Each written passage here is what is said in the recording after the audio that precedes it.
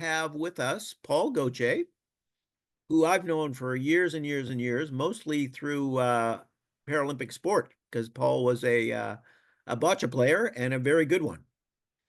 And I was involved with wheelchair rugby, so we were at various Paralympics together, which is where I mostly know him from. But I also know that Paul has been involved with home care systems for a long, long time, and was basically involved or the creator of the CSIL program. So I've asked him to do a presentation to us. And when I did 2 weeks ago, when I did the discussion session, the questions came out that people really didn't know all the steps that you might need to take to get home care support. They didn't know sort of minimum requirements. They didn't know anything about some people didn't know anything about costs. So I think Paul is probably our best person to answer most of those questions. And he is right here on the screen, and I will introduce him as such and leave it to you, Paul. Wonderful, Duncan. Thanks for that great introduction and welcome, everyone. Thank you so much for having me here today.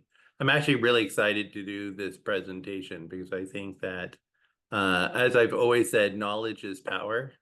And this is what Duncan is really allowing to have happen in these groups. And I think it's so important to have all the information before you decide to move forward in looking at home support and what it means and how it's going to work and stuff. So I understand from Duncan, everybody's at different stages in regards to either thinking about home support, has home support, or maybe already on the CSIL program as well, depending upon. So today I'm going to walk through a presentation that I've had done up before. I'm going to go through them.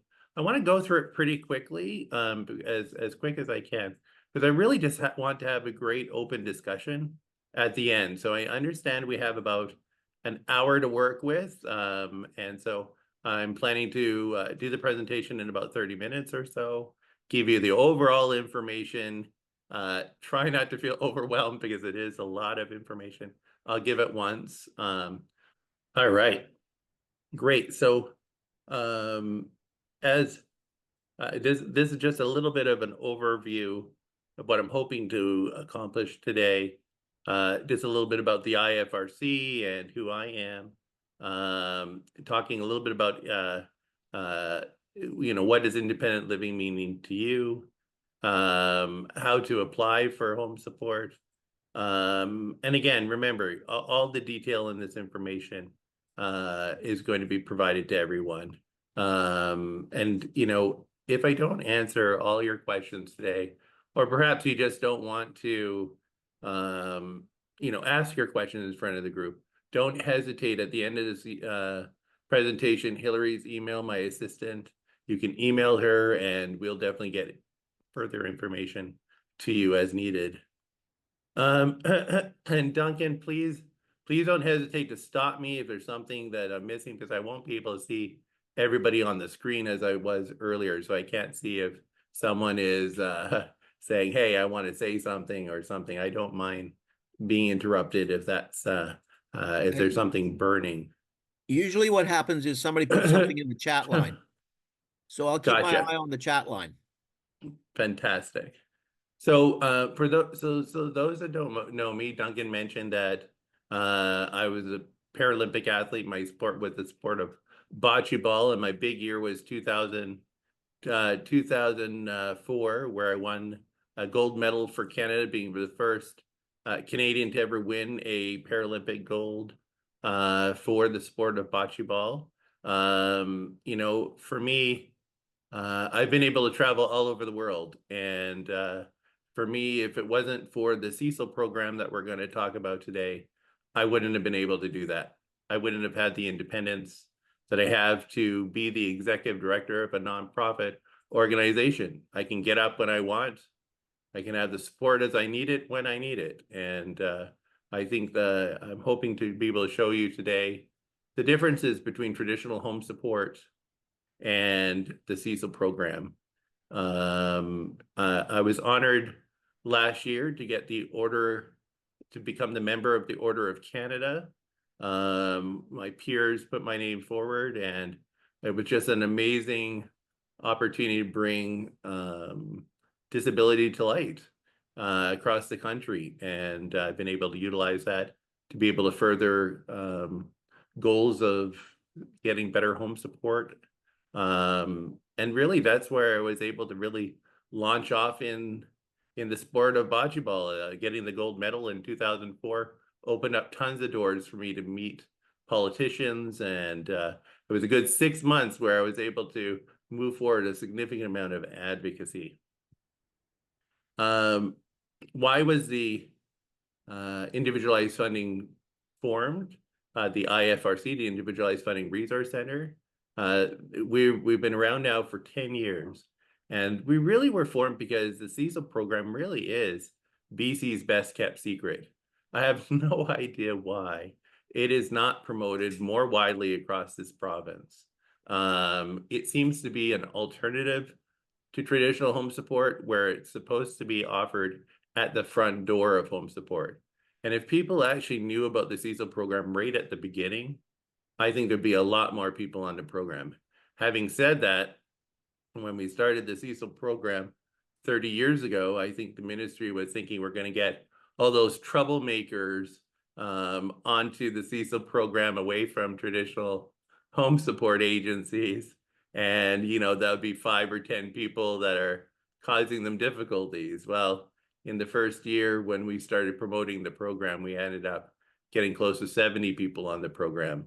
And today we have over 1,500 across the province. And again, we're going to talk more about the CSIL program. At the beginning, I talked about... Can I interrupt just for a second, Paul? Please. I can tell you that the CSIL program is still a secret. And yeah. I think you're right in that it gets promoted as soon as you create trouble in the home support, in the traditional home support system. They automatically say, oh, you know, you're eligible for CSIL. You can apply for CSIL. Go ahead. Yeah, after Sorry. you've gone through, no, not at all, Duncan. And please do that as much as you like. I love that interactive piece, Duncan. And I think, frankly, Duncan, that is true. You know, I mean, why do we have to go through all the heartache of traditional home support before we get to hear about the CSIL program? And I know for myself, traditional home support, where, you know, having 10, 20 different people coming in and out of my home, people I don't know, seeing my naked body, you know, my body's not all that flattering, you know, kind of thing, you know, to have all these different women and men come in to do this, you know, and it's like, you know, so many different people doing that. Where's the dignity sometimes, you know? And for some people, traditional home support works really well. And for others, it does not. And we're going to talk a bit more about that today, for sure.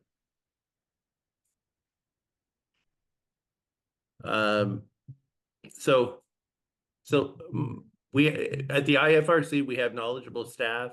We have navigators that support people to go through looking at the different support programs that are available, including traditional home support, including private pay home support. We can help people get really on track.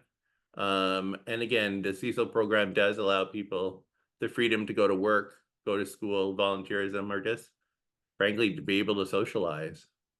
And I really want to talk about what does independence mean. You know, independent living is a philosophy. It's about how having the freedom to make your own choices, be part of your own community, and really build self-respect. Independent living is not about taking care of yourself physically and believing you should not need support. There are a lot of people on the CSIL program who consider themselves independent. Independent living, again, is about making your own choice and having control over your life. And I know for me, again, you know, by actually being able to have a caregiver when I want and how I want them with the skills that I want, has allowed me to be able to get up and go. There are some people with disabilities that still are able to physically put on and off their shirts, be able to get themselves in and out of bed, But the question really becomes about quality of life. And is the quality of life of taking an hour to put on your own shirt really the kind of life that you would want to live? I know in the rehab world, I really do know in the rehab world, it is about really working towards being able to physically do as much as you can for yourself.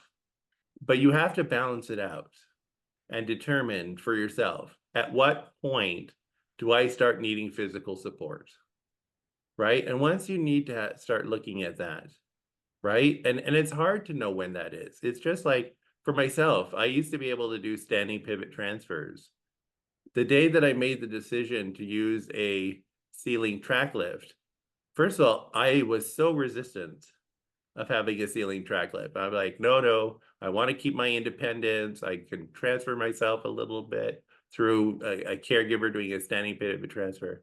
But at what point did it become unsafe for either the individual or for myself?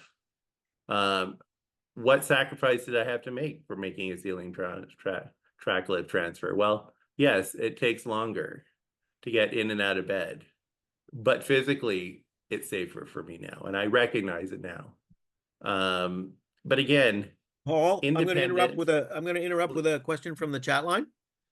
Please. Someone has posted, what is the definition of support? What does support mean? Yeah. So support really is about, when you're looking at when you're looking at the home support system, give me a minute. I'm going to get into that in about a minute. So give me one Okay, second. I'll good. get into that a Thank little you. bit more. Yeah. Thank you for that question, though. You know, I just want to say that, the IFRC invited the founder of Wheel the World to give a presentation to one of our outreach groups through our Pathways to Independence to talk about accessibility travel. And it really did open up the eyes, of learning of how actually, people with disabilities can reach the world in different ways. And so he talked about people with different levels of disabilities and being able to travel the world. And we talked about, the fact that hiring caregivers that are able to go with us around the world can make such a difference in our lives, to be able to really enjoy a vacation.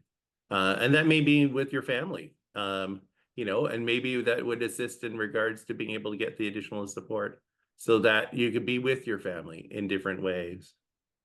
So I want to talk about the kinds of support, and how this works. So first of all, how do you apply for home support? So even before you get to the point of, are we going to go on the CSIL program or traditional home support, you first of all have to make the decision that, yes, I need physical care support, because at the end of the day, for a subsidized home support, which is what it is, you have to be able to show physical need. And physical need is more around assisting with dressing, going to the washroom, transferring in and out of bed. Yes, housekeeping and meal preparation can be part of it. But about 15, 20 years ago, the only home support piece related to meal preparation and housekeeping got removed, and that you could only have housekeeping and meal preparation type work if you needed physical support at the same time. So again, needing physical care has to be able to be demonstrated. And that's something we're going to talk about in a little while, related to developing a supported lifestyle plan. Being prepared to meet with your case manager, because that's what you need to do. You need to meet with the case manager. So you're going to start off by making a phone call to your local home and continuing care office. It's an intake line. On the intake line, their job is to really find out if there's other ways you can get support. So once you've made the decision you want support, you need to be really clear that you want to be assessed. And then you start talking to the person on the phone about wanting someone to come. Now, they are going to talk to you at that point. Do you have any family members that can help you with your care? Do you have friends that can help you with your care? They're trying to determine if you really do need to go to the next level to be assessed. And you just need to be consistent with your messaging that, yes, I need to be physically assessed by a case manager. The case manager then would come out, and the case manager would go through a process of an inter-I form that needs to be filled out. It goes through all the different aspects of your physical abilities and et cetera. We'll talk more about that, like I said, in a little bit. So when you meet with the case manager, they're usually talking about only the traditional home support, as Duncan said, right? We don't really get to hear that much about the CSIL program in the front door. And each of the health authorities are starting to now have traditional home support case managers and CSIL case managers. And that's starting to come, becoming more apparent now as well. Is there a cost for home support? There is a cost if you're working. The maximum they can charge is $300 a month. But there's a convoluted financial formula to determine if you're working or not working. Because if you're not working and you're receiving like a monthly ICBC settlement, for example, there may be a percentage.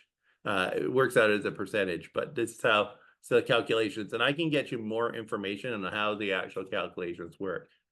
But I want to let you know that if you're getting some kind of monthly amount, it can be up into $1,000 or more dollars if you have a fairly large monthly amount, but not enough to be able to cover your home support costs, right? So if you're, depending on your situation, if you're somebody who is able to work a little bit, can do a little consulting, a little scrambling, long as you have a little bit of income coming in, and that little income could be $50, $100. And as long as there's something written onto the on the employment line of your income tax side of things, that opens up the $300 a month cap. And I can get into more detail around that, and or I can provide further information. I have a really nice PDF I can send you of how those calculations are determined. So what is the CSIL program? So the CSIL program really is a independent living program where it allows you to be able to have total control of your home support. It was established back in 1994. I was honored to be one of the 3 individuals that were at that time in 94 looking at what changes need to be done to home support. And we said, you know, if you're going to make a change, then what you need to do is give the individuals the money. That's going to create more significant change than twinking around with the home support program, you know, changing a little this, changing a little that. We need to revamp the whole program by actually allowing people to have total control and give them the dollars so that they could hire. And people really have said that the CSIL program is night and day compared to traditional home support. Some of the differences, you know, from, there's medication that your caregiver can give you. They can handle wound care. You can choose to have more than one shower. Doesn't mean that you will get assessed for more than one shower a week, not necessarily. The amount of showers are based on the allowable tasks and based mainly on your medical needs. So even though the world these days expects you to have a shower every day as a general human being, for people with disabilities, we have to justify our shower. And that's really frustrating when it comes to the home support system. Why do we have to justify having a shower every day? That is what we're at. So if you're somebody who sweats a lot, if you're somebody that requires it for a specific medical reason, it helps you be able to get more than one shower a week. Can you choose to have more than that? Yes. You will be, the home support system when you get assessed, you'll be designated a certain number of hours per month. And on the CSIL program, you're able to operate these hours how you choose to operate them, meaning that you can decide if having a shower today is more important than somebody cooking a meal for you, or more important than another aspect, right? Or the other aspect too is, someone being able to drive your van. Can I have somebody asked me, can I get someone to drive my van? Yes, you can have your caregivers drive your vehicles for you. Will you be given dollar amounts or minutes allocated for that? No, you would not. You have to give up something else to be able to get that caregiver to do that within the dollar amount of the CSIL program. So what are some of the challenges of the CSIL program? You're still being assessed based on traditional home support hours, so you don't get more time necessarily. Have we seen people get a little bit more time on the CSIL program? Yes, we have. You are able to put your case forward a bit more on through the CSIL program. Some of the challenges are you do have to, it is like running a small business. So you do have to be able to put the time into running a small business. As an employer, you do have to follow employment standards. You have to create budgeting. You have to follow work-safe laws, all those kinds of things. But those are things that once you get it all set up, the program can run fairly smoothly. And I like to go with the cons first, because really there's so many more pros to being on the CSIL program. And, you really do get to get up and go to bed when you want. On traditional home support, you're designated a specific window of time. You get to decide your job description. You can establish who's going to be the person coming to do the shifts. You get to decide which of your caregivers is better at getting up in the morning. Or if you need somebody to do some meal preparation, you get the one that actually is good at cooking. You get to really establish your own routine. And you don't have to do this all on your own. A lot of people think, oh my gosh, going on the CSIL program, it's like I said, it's running a small business. And it feels like you have to do all of this work, but you actually are able to get a bookkeeper to take care of the payroll side of things. You're able to get access to recruitment support. So, our organization, for example, provides these services. The CSIL program does provide the dollars for you to be able to purchase these services through your CSIL funding. So you can then proceed to have someone take care of all the accounting side of the world. All you have to do is, through our organization is send in timesheets. And once you send in your timesheet, our payroll people take care of everything else, from doing the T4s at the end of the year, doing your pay stubs twice a month, if there's records of employment, those kinds of things. Those are all things that is your responsibility, but you can delegate people to do those pieces for you. Eligibility for the program. You have to be eligible for home support. And if you're eligible for home support, you're eligible for the CSIL program.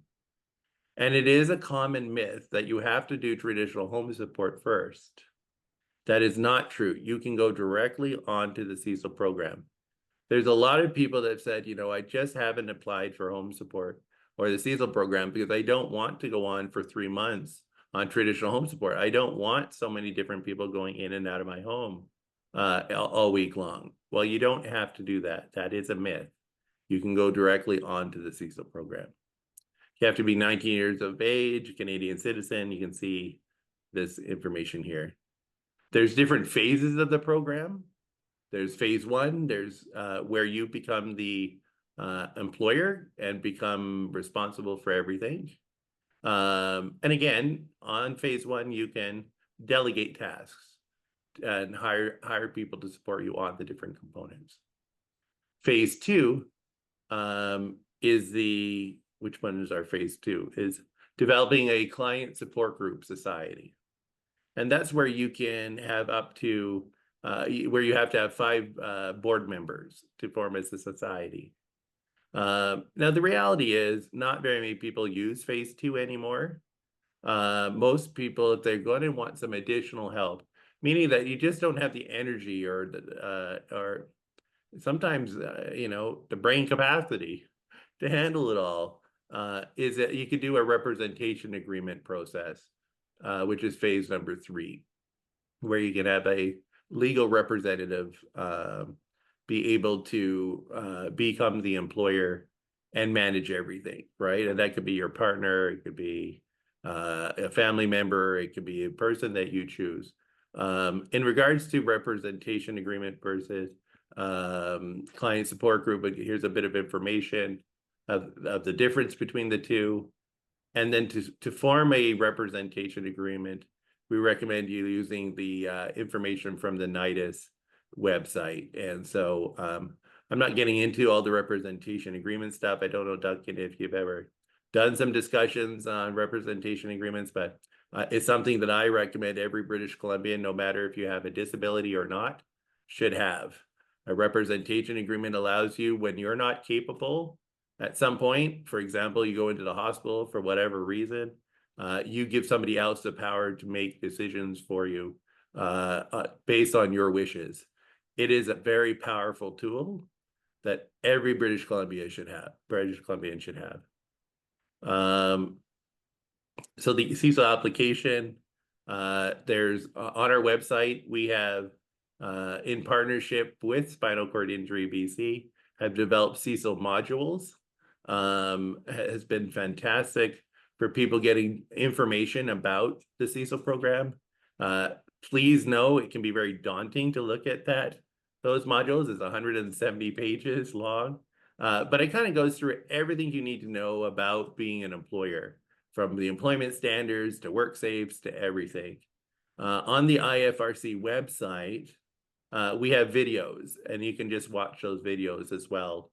The CSIL program requires you to have read or reviewed those modules, at least briefly. And you don't have to know everything. You just have to have gone through part of the process. In regards to preparing yourself for that case manager meeting, we really recommend people developing a supported lifestyle plan. This is where you can kind of do your self-check, really, of being able to look at what are your physical needs, right? Because when you're meeting with the case manager, they would want to know, things like, how many times do you go to the bathroom during the day? How many transfers you do from your bed to your wheelchair, from chair to, toilet, all those kinds of things. So by developing your own supported lifestyle plan, where you look at not your best case scenario day, you look at your worst case scenario day, and you start writing out your whole routine, your morning, afternoon, evening, and overnight. And you may not be in a situation where you require that much care at this point. But if you need any kind of support, it's good to write it down. And think about what family members do as well, by the way, because sometimes it's those that you forget about, those little things. For me, I can't scratch the back of my head, and I do get my partner to scratch the back of my head. Well, that is a care piece that needs to be written up, and documented, and then talked about with your case manager. So this talks about developing that support plan. And, again, looking at, the more that you can discuss the medical reason why you need some physical aspect, right? So, if you need cream to be put on or those kind of things, we talk about what are the medical conditions that go with that. If you have a ventilator or CPAP machines or those things, to mention those things. Because, maybe at nighttime, for myself, I physically can't roll over myself. So I do need someone to turn me over at night to deal with so I don't get wounds or pressure sores. My CPAP mask, comes off regularly, or leakages or something from my CPAP masks. So I'm able to talk about that. So again, just having more of a write-up about what your needs are will have you better prepared for when you meet with your case manager. And again, just a bit more information on developing a support plan. And again, kind of, yes, we may be using wheelchairs because of our disability, but there's other things. If you're diabetic, if you if you have catheter, if you have those things, coming up with a list of all your different physical medical conditions is a good thing to bring forward as well, so that you can talk from a position of power. Because once you're in front of a case manager, your brain sometimes stops, right? It kind of goes, oh, what else do I need to tell you? They're only here for an hour. What am I going to tell them within the hour? So this is really about doing that. In regards to transferring from a bed to chair, if it takes you longer than 5 minutes to do your transfer from your wheelchair to your bed, actually putting it down as what are the steps? And you would think, well, doesn't the case managers know that for a quad, of course, it's going to take 10 minutes or 15 minutes to do sling and stuff. You know what? Put it down on paper and it justifies why it takes 10 or 15 minutes. I want to remind you that every 2 minutes that you can justify in physical care is another hour of care that you get a month, right? So it's not insignificant in regards to mentioning different physical aspects.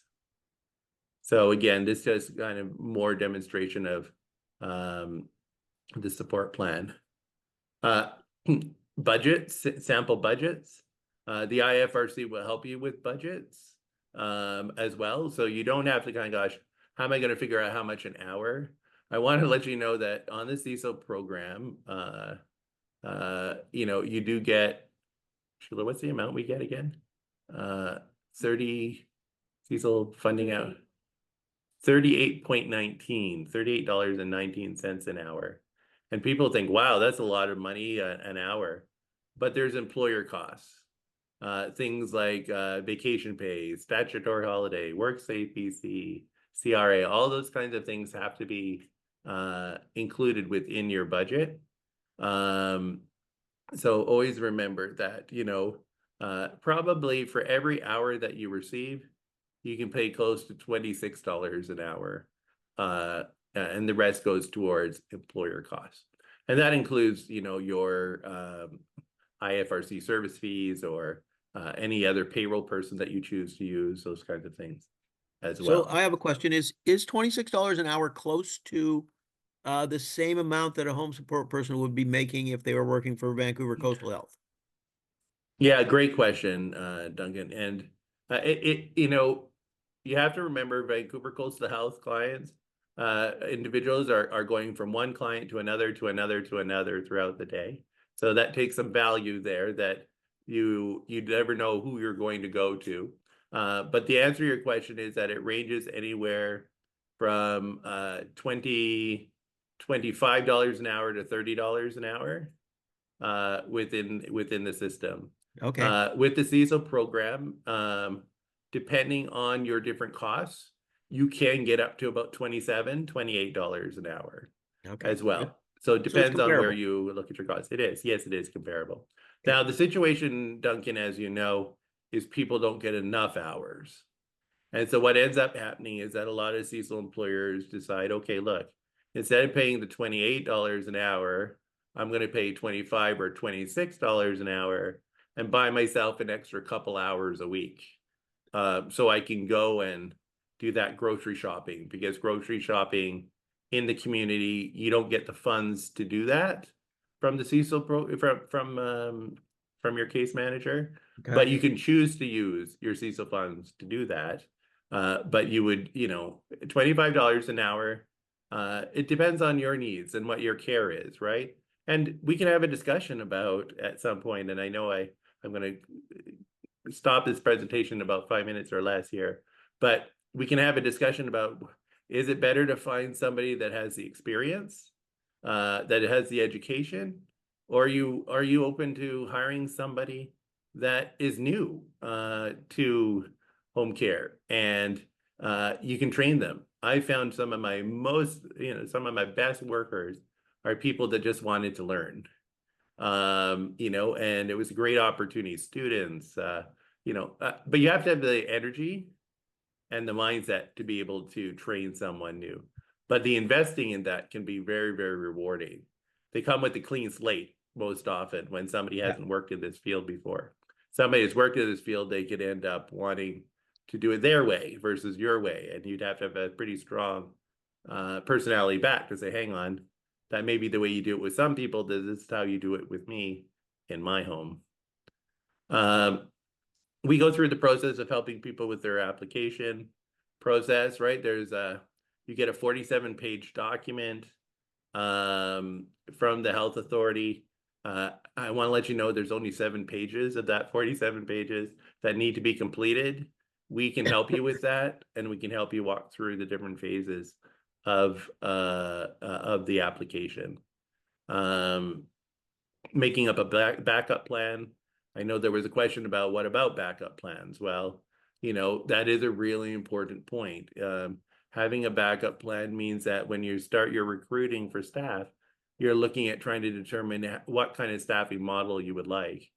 And if you can have 2 or 3 workers that work for you, that becomes an instant backup within your own staff, where they can kind of support you by switching off of the other workers. But then also there's candidates that you think are pretty good, but you just can't hire them. You can hire them as a backup person.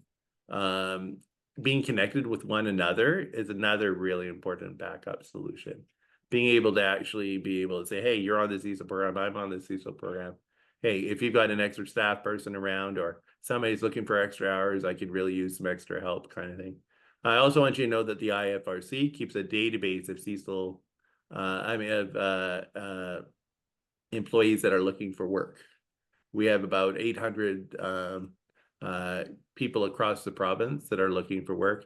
We're able to show you applications that people have filled out, resumes. We do the reference checks and those kinds of things for you, and can process criminal record checks as well. So more about the application process, and we can assist with this.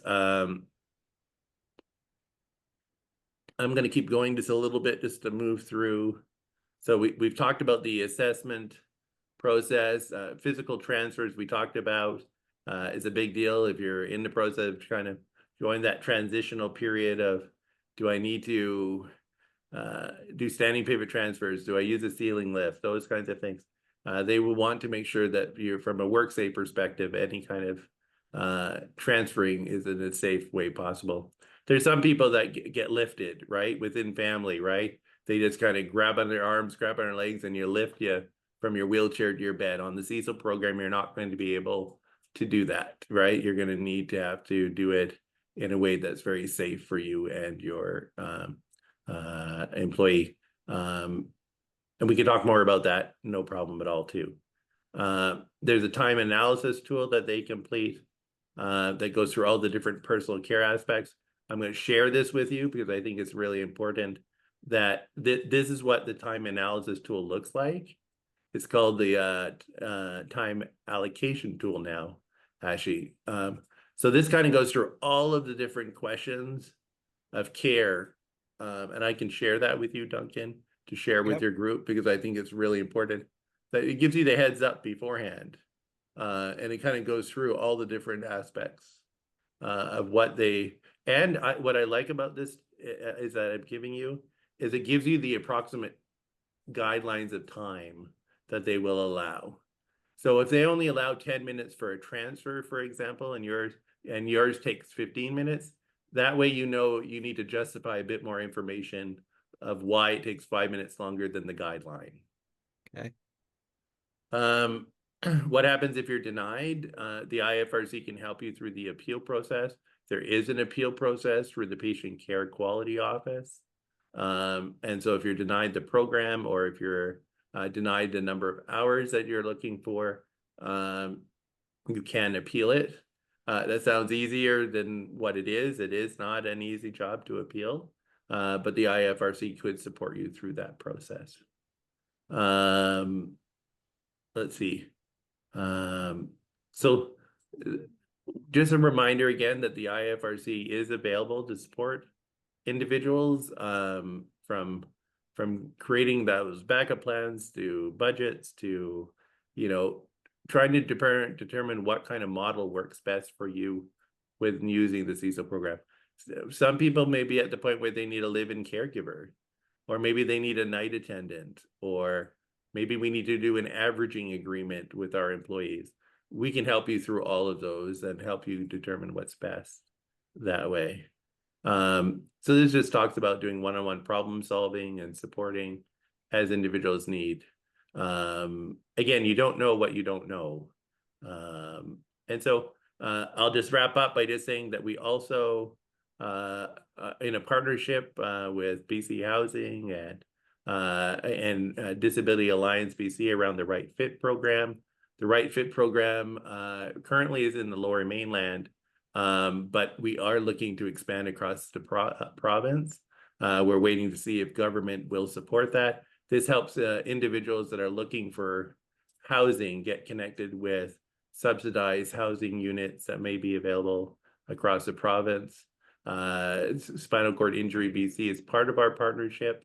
And Chris McBride has been a great asset in us teaming up on the Right Fit program.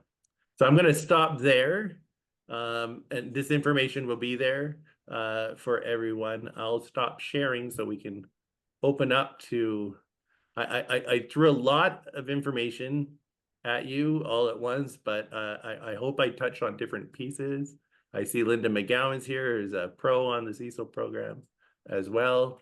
But happy to answer any questions, or if you had any thoughts, or let's go for it. I have a question that I don't want to take over, but I do have a question, which would be, Yes. You didn't identify in the process what a minimum requirement is to actually access home care services. Because I can see some of the people that are on this call that might just need a very small amount of home support to make their life easier. Yeah, so we have seen approval for about 60 hours a month, as low as 50 hours a month. Ranging from that, 2 hours a day, is kind of the general aspect, is around 2 hours a day would be the minimal. And really part of that is, there's several reasons, right? First of all, of course, it's all about physical personal care, the CSIL program and generally the home support. The other issue becomes, at what point will it be hard for you to retain workers as well, right? If you only have, 1 or 2 hours a day, it would not be easy to be able to maintain somebody or to keep them for longevity. But the question some of the is sort pros of, and would cons. you Yeah. would you be eligible for home support through the traditional means if you only needed an hour a day? And the answer is yes to that. On traditional home support, yes, you could get a 1 hour for that. Yes. Okay. Is there a minimum? Could you get it with a half an hour? Yes, you can. And in fact, with traditional home support, quite often you will only get, a 20-minute to a 40-minute time slot, depending upon those situations. So if you have a shower day or something like that, maybe you can get close to the 2 hours. There's a give, when it comes to traditional home support, if you've been given an hour, for example, usually there's a 5-minute window on both sides where they can come 5 minutes late and leave 5 minutes early on traditional home support. The other thing that you have to be aware of if you're on traditional home support is they may have booked you for 8 o'clock in the morning, but that's a window, and that window is 8 to 10. So I don't know, this might just be Vancouver Coastal Health, but I think it's all of home support that's operating. It is. And so if they need to change, if their worker calls in sick, the worker that they have assigned to you at 8 calls in sick, they can change your worker anywhere from 8 to 10. And because of this 2-hour window, they don't actually have to tell you, which is very frustrating on the home support system. But Yes, that's the rules that they engage in. They don't do it very often. I have to say, I haven't had the experience of them doing it very often, but they can do it. And you are in this 2-hour window thing. So we've had a lot of discussions with the health authorities around this, and it's not something they want either, by the way. They very much want to provide a better service overall. But they're dealing with humans as well, from workers as well. And so these issues of caregivers calling in sick at the last minute or those kind of things are things they're dealing with on a quite regular basis as well. Heather Lamb just put in the chat line that she knows of people that have been approved for home support services for 1 shower a week. So that's like 1 or 2 hours a week. Yes. And again, if you only need minimum amount of support, traditional home support could work for you, right? It's just that once you start recognizing that your body is changing, and as we get older, our bodies are going to change and our needs are going to need to increase, is when you need to start looking at, would the CSIL program benefit you more than the traditional home support? And that's the part you have to determine for yourself.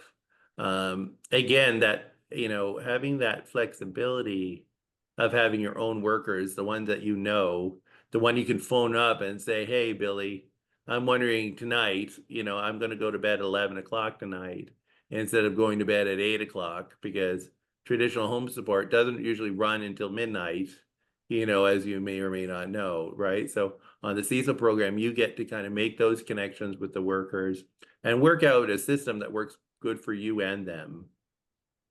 Okay, I know that one of the other questions was, and I think you did go over this, but we might have to clarify it, is what Please. services are actually allowable? So I know that, like, to clarify that, a question around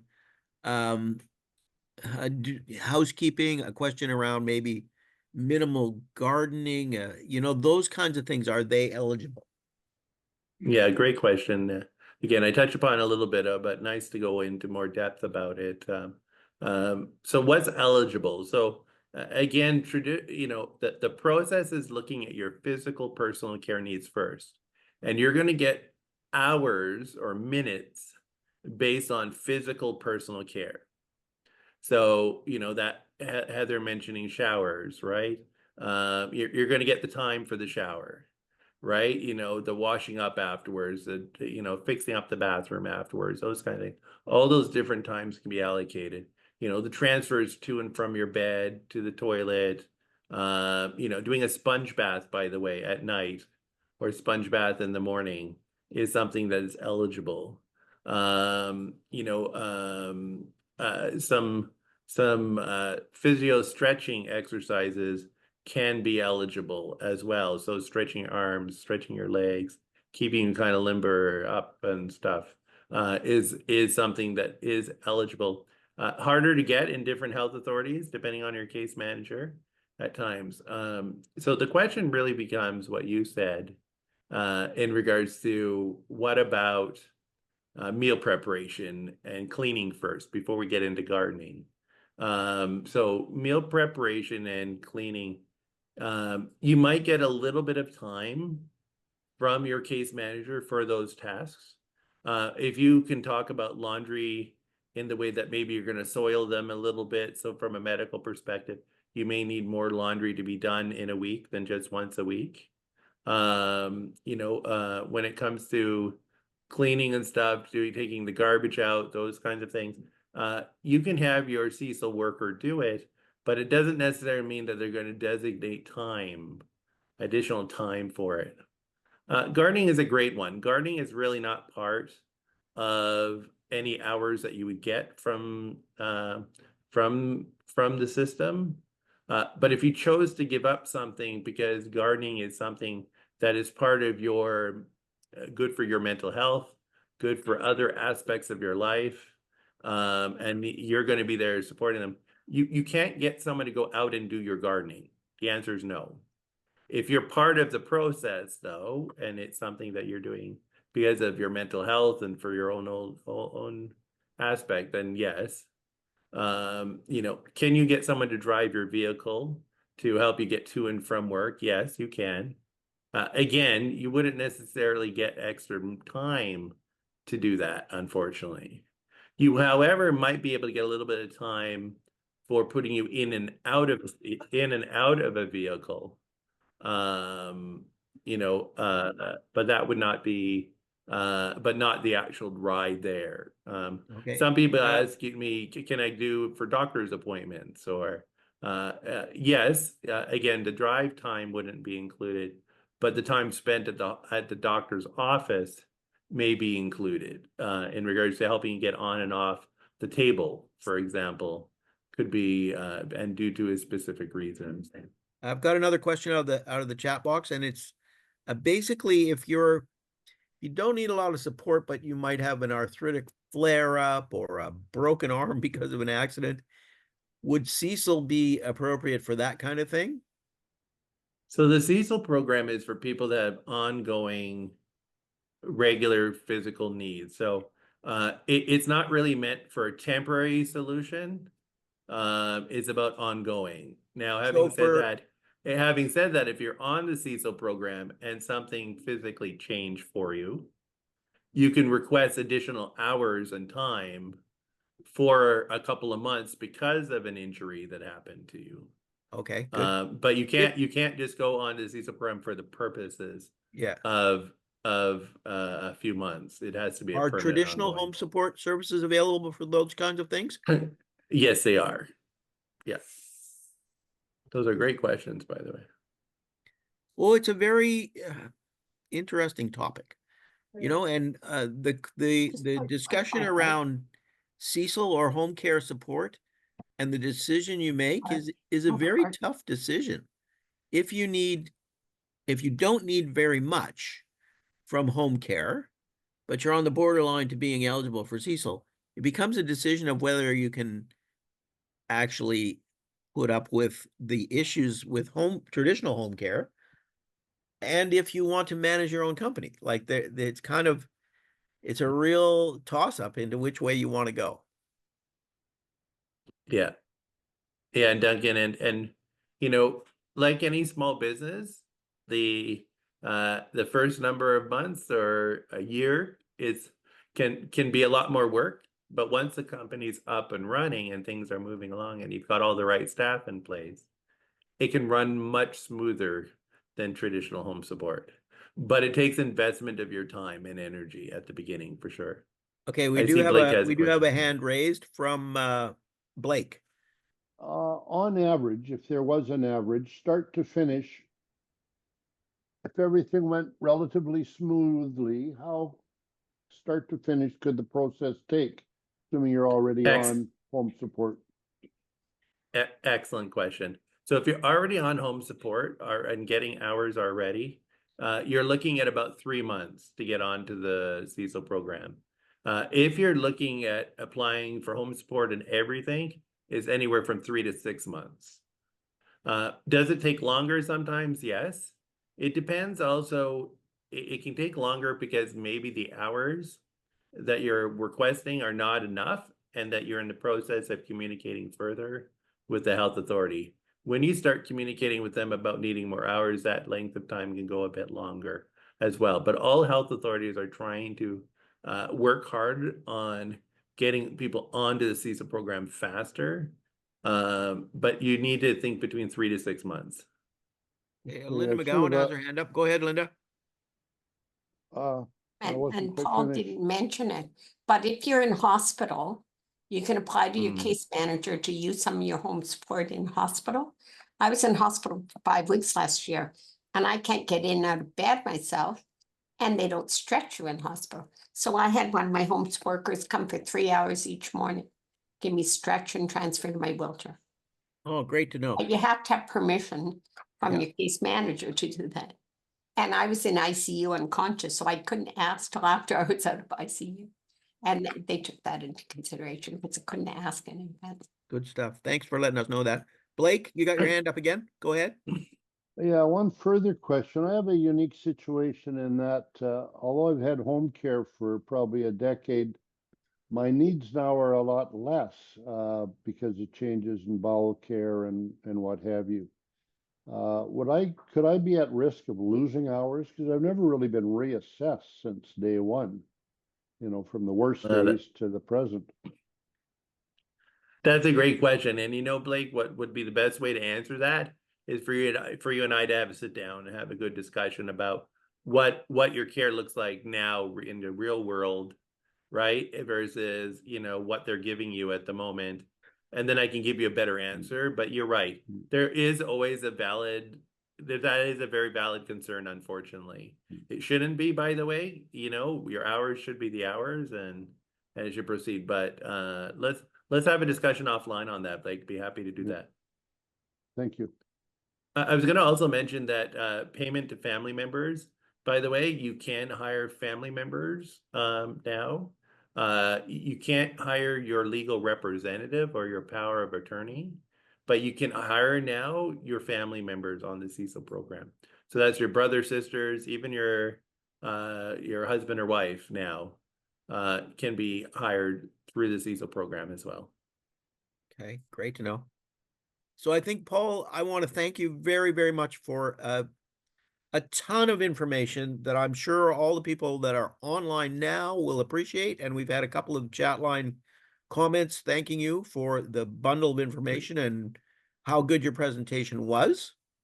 Thank you. So, okay, thank you very, very much. And thanks, everybody. Okay. Bye-bye, everyone. All right, talk to you soon.